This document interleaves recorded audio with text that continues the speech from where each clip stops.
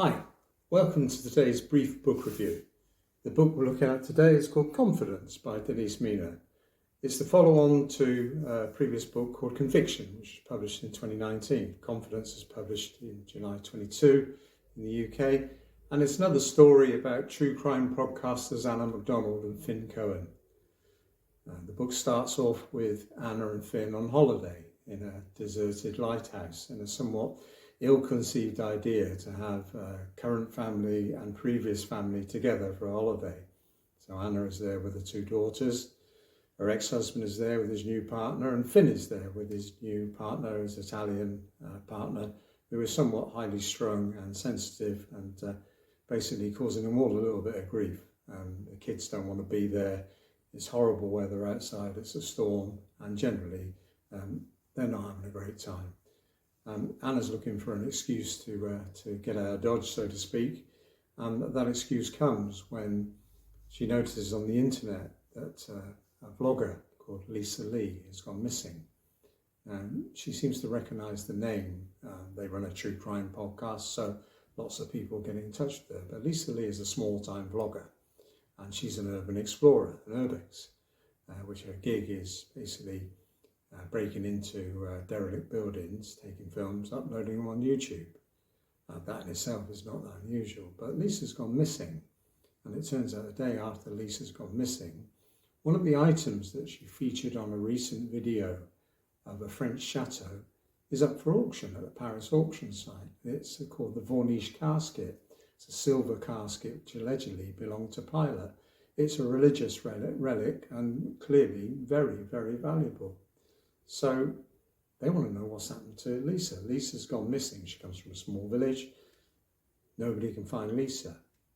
And all of a sudden, this casket, which appeared on her last video, is now up for sale at a Paris auction house. So did Lisa steal it? Did somebody else steal it?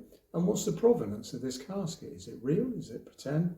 And thus the story starts to unfold. Very quickly, Anna leaves the lighthouse with Finn, and they get started trying to track down what's happened to Lisa Lee. They're contacted by a South African guy called Bram van Wyk, and clearly Bram is not all he seems to be. He's somewhat duplicitous. They know he's lying about certain items, but he also wants to know what's happened to Lisa Lee. Bram's accompanied by his son Marcos. It turns out he's only just found out Marcos is his son.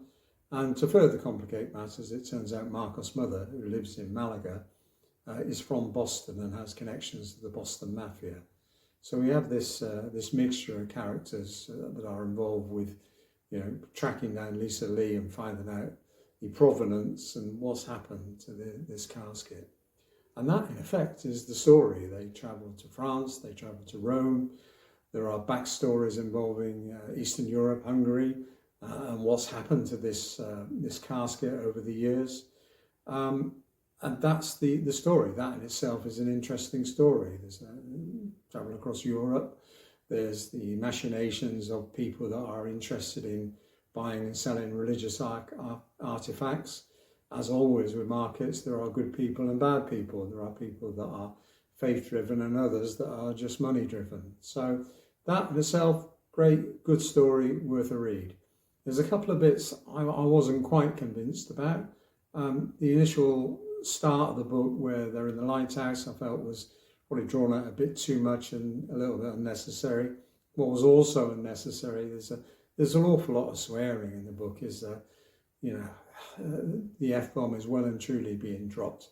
And I just didn't think it was necessary for the plot or the story. It just, a little bit too much. A minor gripe, I know, but if it was meant to get, to be down with the kids, then perhaps so, but I don't know.